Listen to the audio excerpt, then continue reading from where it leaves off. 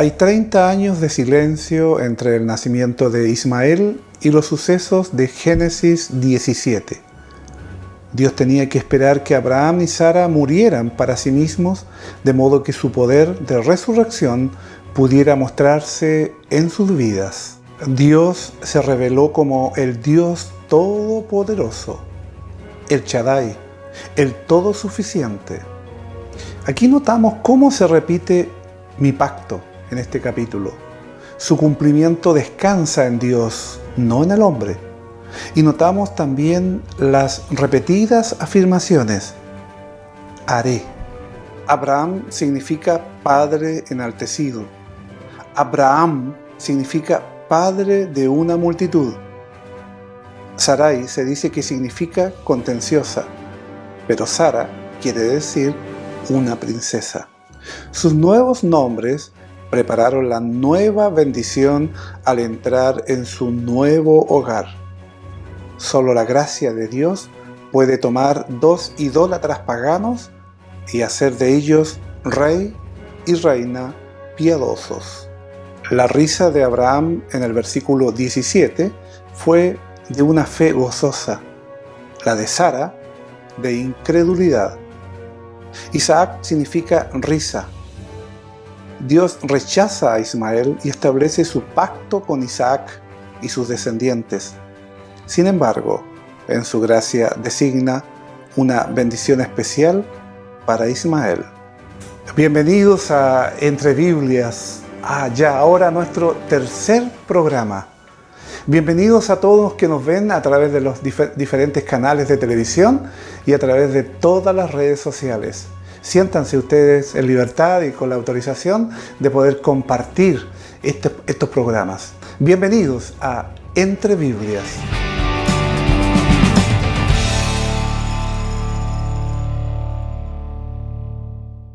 Bienvenidos a Entre Biblias, el pastor Marcelo Araneda y pastor Pedro Sáez. Un placer nuevamente poder en este tercer programa compartir y disfrutar de este maravilloso libro de Génesis. Gracias, pastor. Sí, es grato estar con ustedes y poder compartir las Escrituras. Quizás muchos se preguntarán, pastor, ¿de qué iglesia? Yo soy pastor de la iglesia Sublime Gracia de la ciudad de Chillán. Pastor Sáez. Bueno, un agrado nuevamente estar acá junto a ustedes, que nos permiten acompañarles a través de las Escrituras. Y por la gracia del Señor soy pastor de la Iglesia Bíblica Gracia Soberana, acá en Chillán también. Bien, veamos a continuación un resumen audiovisual de la segunda parte ahora del libro de Génesis, preparado por el proyecto Biblia.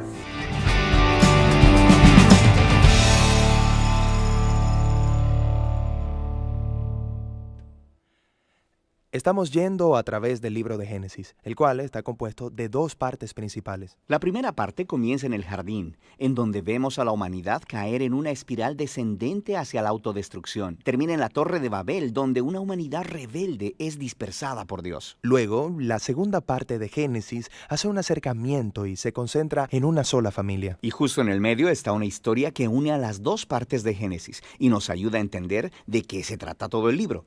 Cuéntame, ¿cómo llegamos de la Torre de Babel a esta historia justo en medio? Bueno, después de la dispersión de Babel hay una genealogía y sigue a una de las tribus hasta llegar a un hombre llamado Abraham. Probablemente lo conoces como Abraham. Dios comienza a hacer muchas promesas a Abraham, como que él lo bendecirá y le dará muchos hijos. Y él dice que a través de Abraham y su familia, todas las familias de la tierra encontrarán la bendición de Dios. Así que, básicamente, Dios está tratando de restaurar a la humanidad, a su bondad en el jardín y a sus intenciones originales para el mundo. Es como su plan de rescate para la humanidad. Toda la segunda parte de Génesis se trata de esta familia. Tienes a Abraham y luego él tiene a su hijo Isaac, quien tiene a Jacob y luego Jacob tiene 12 hijos. Y a cada generación Dios renovó su promesa de bendecirlos y a todas las naciones a través de ellos. Así que por esta promesa de usar esta familia para rescatar el mundo, es muy fácil leer estas historias como ejemplos de cómo ser una buena persona. Pero la realidad es que en su mayoría, esta familia es totalmente disfuncional. Por ejemplo, volvamos a Abraham. Toda la historia es acerca de Dios dándole a Abraham y a su esposa Sara una familia, pero en 2 ocasiones diferentes. Él básicamente entrega a Sara a otros hombres, negando que es su esposa. Y luego, Sara se impacienta por tener un hijo y hace que Abraham se acueste con su sierva, lo que causa muchos problemas en la familia.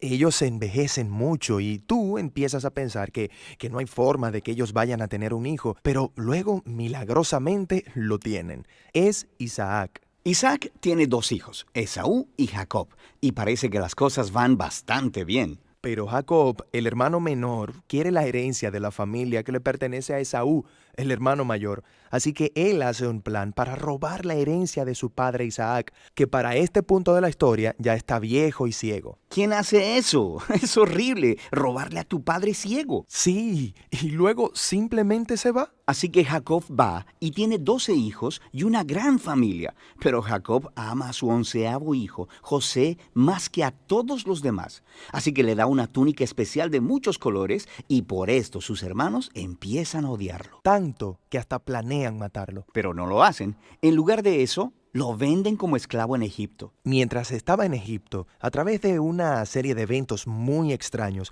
José pasa de estar en una celda de prisión a ser el segundo al mando del país. Así que después el Medio Oriente entero cae en una escasez de comida y los hermanos de José vienen a Egipto a buscar comida. Y luego, cuando llegan ahí, ¿a quién encuentran como gobernador de la tierra? Es José, el chico que vendieron como esclavo, pero que ahora lo salva de morirse de hambre. Por lo que ahí lo tienes. Esos son los bisnietos de Abraham que han hecho algo horrible con su hermano, pero Dios ha transformado su maldad en algo bueno. Eso es exactamente lo que José dice en el último párrafo de todo el libro. Él dice, ustedes pensaron hacerme mal, pero Dios lo cambió en bien para que se preservara la vida de mucha gente.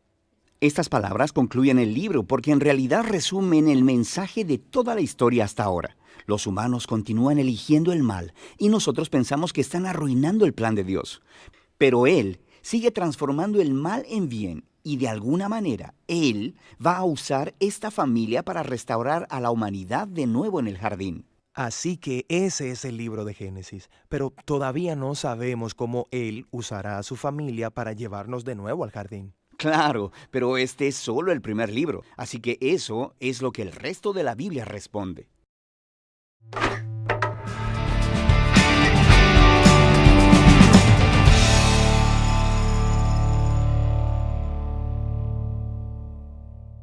Bienvenidos a Entre Biblias, ya ahora entrando al Génesis capítulo 17. Dios manda a Abraham a circuncidar a todos los varones. Y una pregunta natural que surge, ¿qué es la circuncisión? ¿Y por qué no lo hacemos hoy? Y hasta una tercera pregunta, ¿y qué la reemplaza? Es muy interesante esto porque, bueno, para entender la circuncisión tenemos que saber en qué contexto se da.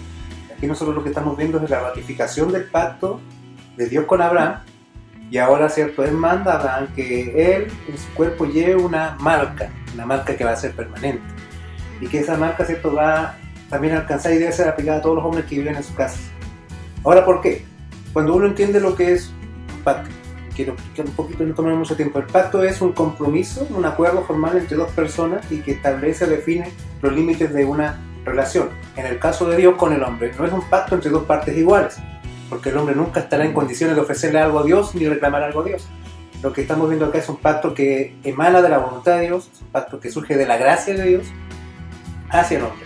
Un pacto siempre va a tener los elementos que son las partes contratantes, las promesas, las condiciones y el sacramento o la señal del pacto. Y en este caso, la señal del pacto es justamente la circuncisión. La circuncisión consiste en el corte del exceso de piel que cubre el órgano genital masculino. No era algo nuevo en su época porque era usado por las diferentes culturas de ese tiempo, tenía una connotación más bien pagana, era como la señal que marcaba al niño que pasaba a la adultez, y también tenía eso una connotación puramente sexual. Pero Dios, ¿cierto?, toma aquel símbolo pagano y lo envuelve ahora, ¿cierto?, la señal del pacto, de este pacto que Dios está teniendo con Abraham. Es un pacto de gracia, lo decíamos, y que indica al hombre, le va a recordar al hombre la seguridad de que Dios va a cumplir y de que él ya no se pertenece a sí mismo, sino que esa marca en su cuerpo le va a decir de que él le pertenece a Dios. Con el tiempo, ¿cierto? En el nuevo pacto, esta señal ya no es requerida, porque Dios dice que ahora circuncida los corazones de su pueblo. Y es importante y interesante ver esto, porque sin duda el pacto de Dios no solamente era para Abraham y sus hijos, porque si usted ve la bendición que cae sobre Ismael en cierta forma también por causa de este pacto, abarca a todos los hombres que están allí en la casa de Abraham, hombres adultos, ¿cierto? Niños, gente que era familia y gente que eran siervos, todos también recibieron sobre ellos esta señal del pacto. Ya no se aplica la circuncisión en los creyentes. Nosotros entendemos que también estamos cubiertos en el pacto que Dios hizo, ¿cierto?, con Abraham, y lo dijimos en el programa anterior a través de Cristo, ¿cierto? Pero Pablo, ¿cierto?, nos aclara y nos dice de que ahora el pacto o la circuncisión está en el corazón y que hay una señal y sello del pacto que es la que marca y identifica al pueblo del pacto en este tiempo, que es el bautismo. Ya no se hace la circuncisión.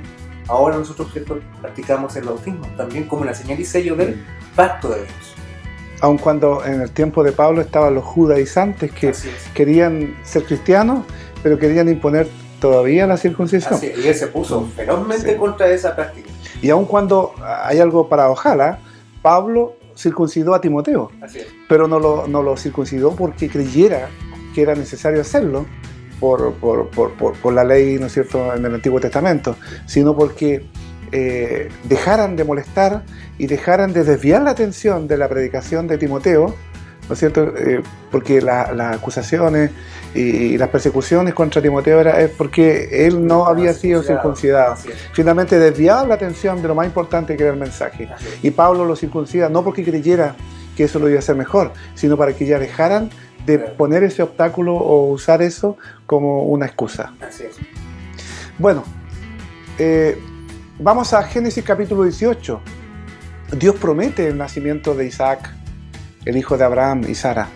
Y luego Abraham intercede por Sodoma.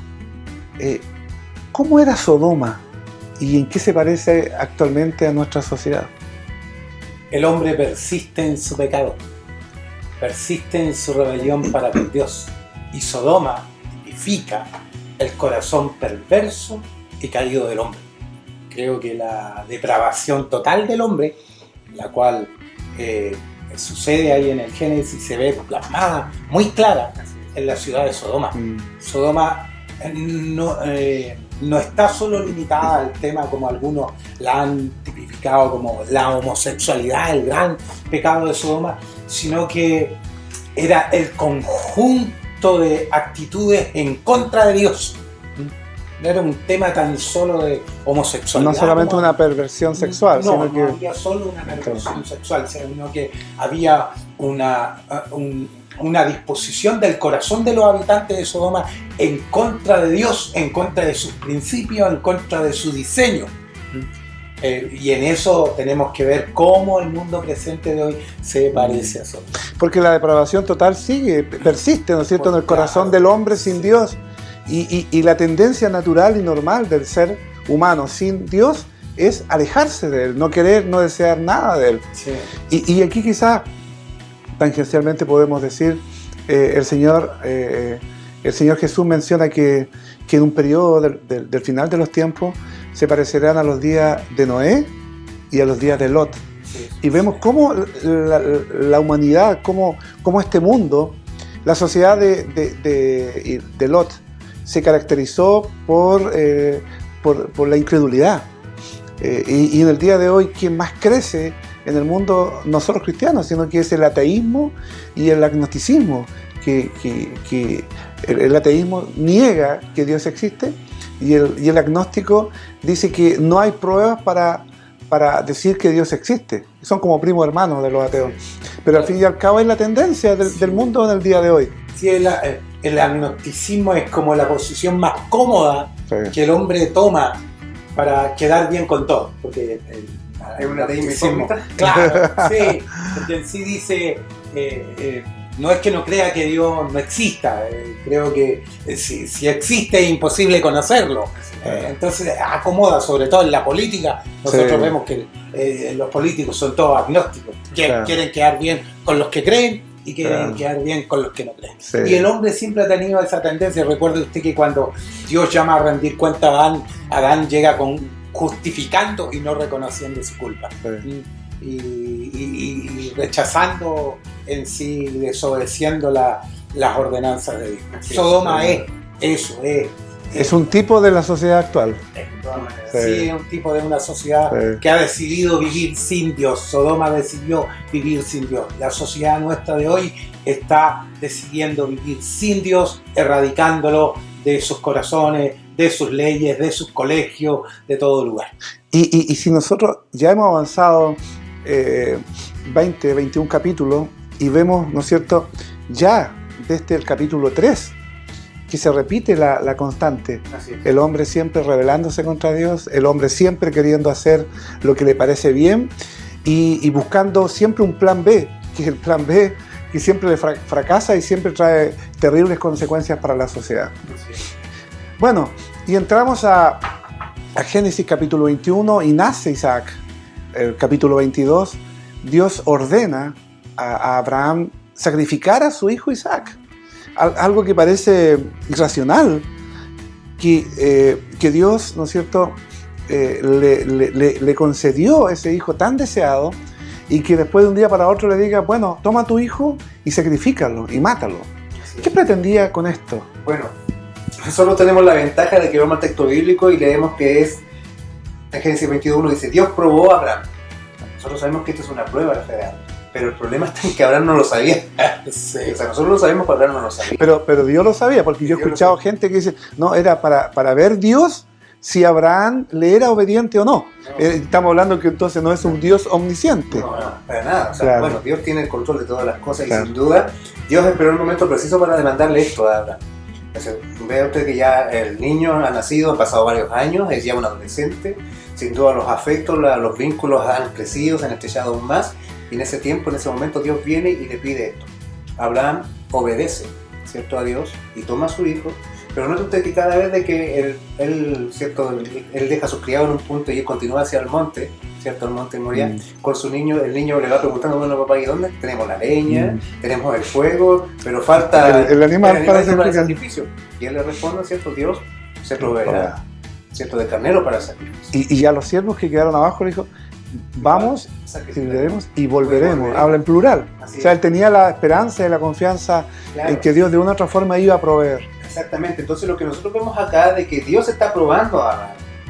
Dios está queriendo, ¿cierto?, demostrar a Abraham mismo, ¿cierto?, la capacidad de confianza que tenía en Dios. Nosotros, ¿cierto?, vemos aquí a Abraham expresando su fidelidad a Dios, pero sin duda, como ha sido la constante en todo el libro, el protagonista definitivo de todo lo que estamos viendo es Dios mismo.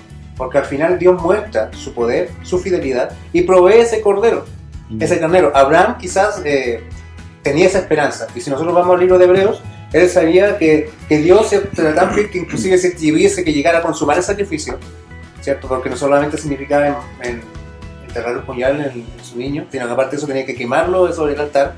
Él sabía de que Dios tenía el poder, si él le había dado a su hijo, de inclusive devolvérselo de entre las cenizas, dice el libro de Hebreos.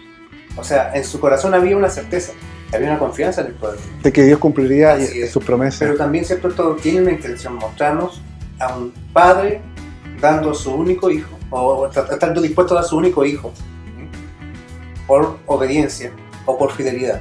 ¿Y eso es un tipo, es una figura? Es un tipo de Cristo, absolutamente, de sacrificio del Señor. El padre que dio a su único hijo, su hijo unigénito, ¿cierto?, que lo hizo subir al monte para ya sacrificarlo él mismo. Porque Monte como Calvario. dice Isaías 53, Dios quiso quebrantarlo, pero en el caso de Abraham hubo un carnero que lo sustituyó, en el caso de Cristo no.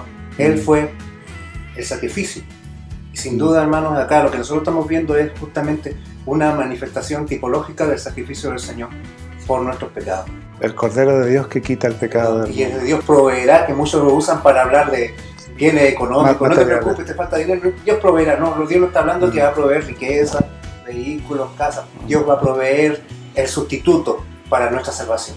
Y así lo muestra Jehová Jireh, Dios dándonos un cordero para que muera en nuestro lugar. No lo que deseamos o pedimos, sino que lo que necesitamos, Dios nos Exactamente. concede. ¿Qué es lo que necesita el hombre? Necesita un Salvador. Claro. Bueno, y aquí ya entramos a Génesis 25. Muere Abraham, Isaac tiene 2 hijos, Jacob y Esaú vende su primogenitura a Jacob. ¿Qué significado tiene esto último, vender su primogenitura? Vender el privilegio de ser el heredero, porque el hijo mayor era el que heredaba del padre. Y él decide menospreciar aquello que el padre... A diferencia de lo que ocurre en el día de hoy, ¿no es cierto? Que Claro. la heredad generalmente es por partes iguales. Sí, en aquel tiempo era diferente. En aquel tiempo el hijo mayor tenía la mayor porción de la heredad. Y aquí vemos a este Esaú que decide No valoró lo que el padre le daba. Sí. ¿No? Con una facilidad increíble se deshizo de ella por algo que era momentáneo, que era un guiso. Claro. Que era un guiso por algo que iba a durar un momento, desechó algo tan valioso, algo tan importante, algo que iba a ser trascendental para su vida, una facilidad que desecha aquella gran oferta del Padre para seguir su propio camino.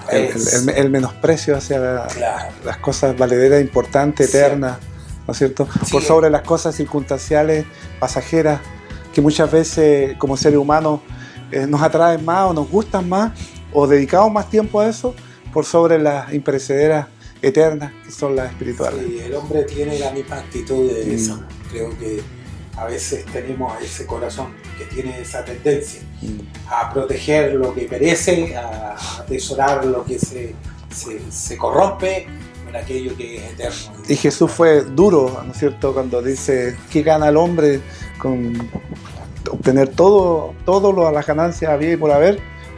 Si esa noche vienen por su alma y la Eso, tierra. cierto, Sí. justamente. Bueno, llegamos al fin del primer bloque de este tercer programa y vamos a la lectura de la Biblia y en un par de minutos volvemos con el segundo bloque en los ya últimos capítulos de Génesis, en Entre Biblias.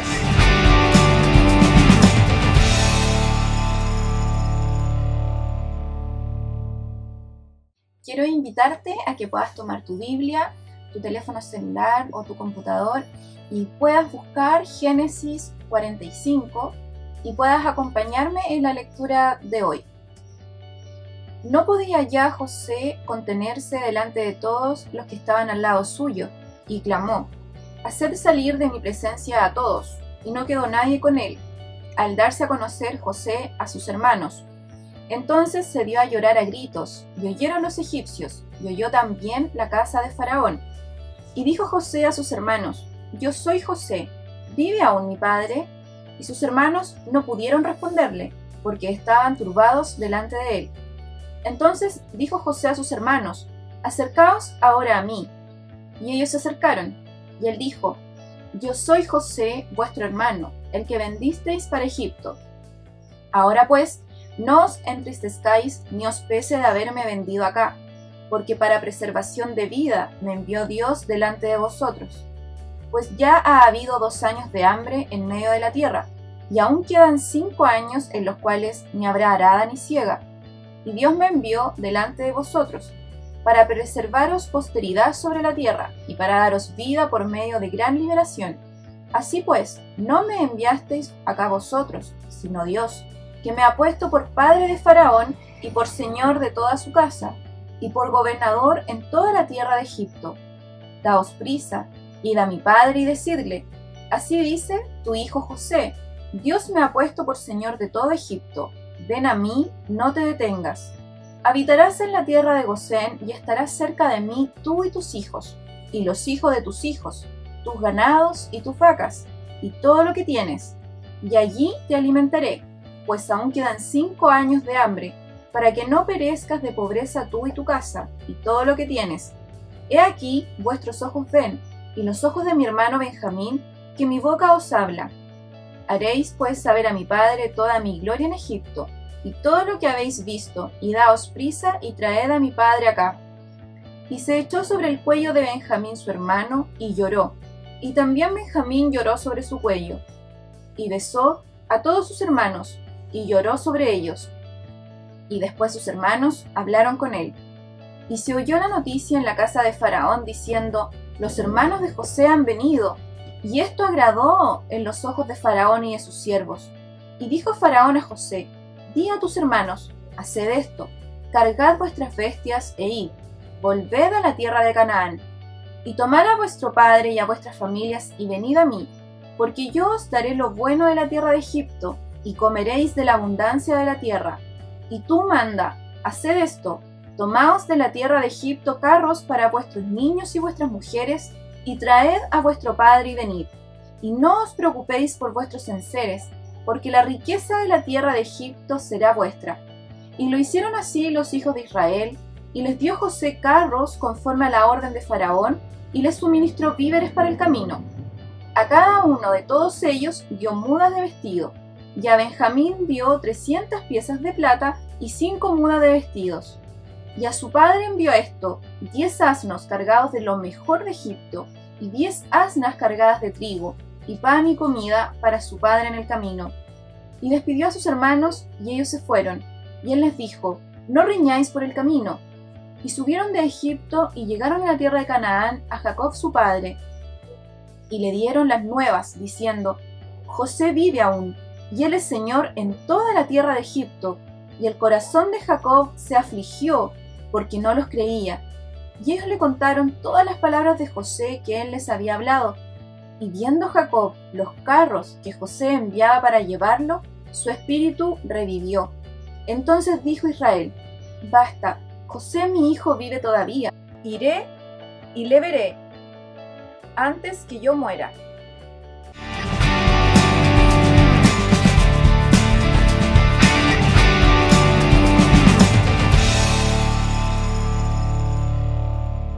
Volvemos con el segundo bloque de Entre Biblias, ya en este tercer programa. En el primer bloque comentábamos de Génesis 17 al 25 y ahora continuamos con Génesis del 37 al 50. Aquí ya vemos que nace José, hijo de Jacob, es vendido por sus hermanos, es esclavizado en Egipto.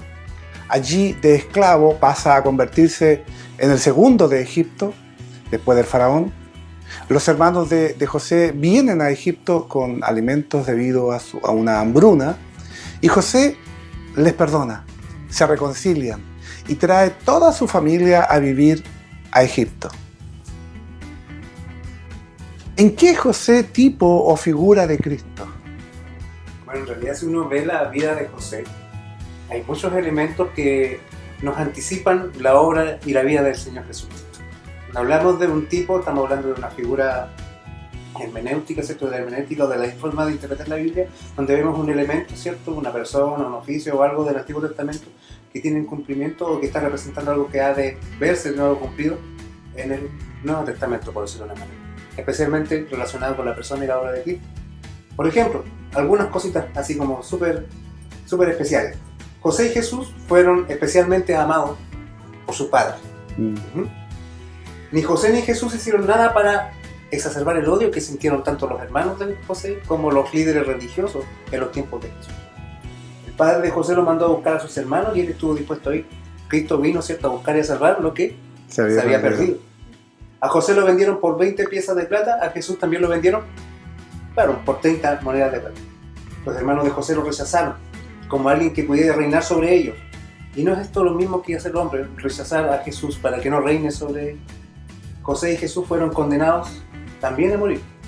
Y para resumir esto, sin duda todo el sufrimiento que José vivió sirvió para que su pueblo no muriera. Así también todo el sacrificio de Cristo y su sufrimiento es lo que trae en definitiva la salvación hacia el pueblo de Dios. Y desmistifica un poco esto, incluso hay muchos creyentes que piensan que a Jesús solamente lo encontramos del Nuevo Testamento en adelante. Y ya hemos visto que desde el primer capítulo y el primer versículo de Génesis ya está presente Cristo. Si uno dice el primer versículo, ¿no es cierto? En el principio creó Dios los cielos y la tierra. Y el Espíritu de Dios claro, movía, sobre las aguas. y luego dice, y dijo Dios, Hagamos. y ese dijo Dios, ¿cierto? Es que el verbo de Dios. Sí. Y Juan 1.1 dice, en el principio era el verbo. Y el verbo era con Dios. Cristo está Y el presente. verbo era Dios. Y todas las cosas por Él fueron hechas. Exactamente, Jesús Sí, está ahí, sí. en el principio del Génesis. Mm. Bueno, en esos aspectos entonces José es tipo o figura de Cristo. Pero a Cristo, como ya, ¿no es cierto?, lo hemos comentado, lo encontramos a través de toda la Biblia y no solamente en el Nuevo Testamento. ¿Dónde encontramos a Cristo en el libro de Génesis? Ya le dijimos José ya. Sí. ¿El arca también? Sí, el arca. La verdad es que desde el primer capítulo hasta el último capítulo de Génesis, Cristo está presente. Está presente en el Cordero que sustituye a Isaac, el sacrificio. Desde el animal que fue se sacrificado sacrificaba para vestir. Claro. Justamente. La verdad que vemos a Cristo presente en varias oportunidades en el Génesis. Como digo, del capítulo 1 hasta En la puerta del arca. la puerta del arca también. Sí, ahí me están ayudando. Un montón de, Sí. de tipificaciones de Cristo y personajes también que aparecen ahí en el Génesis que son tipo de Cristo, ¿no? El mismo Sí. José, como acabamos de decir. El ángel de Jehová. El ángel de Cuando Jehová, lucha con claro, Jacob. Sí, con también. Jacob.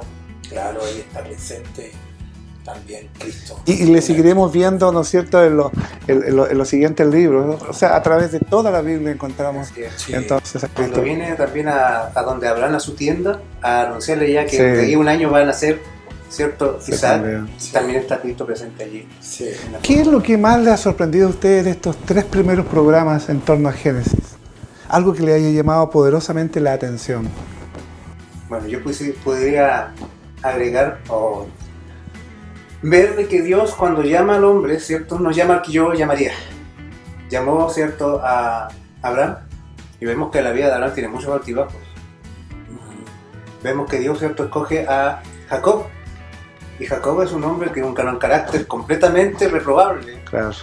Y nosotros seguimos viendo a través de toda la historia de que sin duda esos eventos, ¿cierto?, o esas personas imperfectas son llamadas por Dios y consideradas por Dios para su plan, para su obra. O sea, se condice con lo que dice Pablo, que Dios escogió lo peor, lo vil de este mundo. Nosotros cogeríamos lo mejor. Claro. Entre Esaú Claro. y Jacob, yo hubiese cogido a Esaú porque era Claro. el mayor, el que salía a cazar, era el hombre más aguerrido y el otro era un niño de su casa. Claro. Ni siquiera se ensuciaban las manos, o sea, no lo hubiese querido para ser el continuador del pacto, pero sin duda la palabra de Dios dice claramente a Jacob, a Esaú hago así y a Jacob amé. Sí. Ahora, ¿por qué? Por una cuestión de soberanía.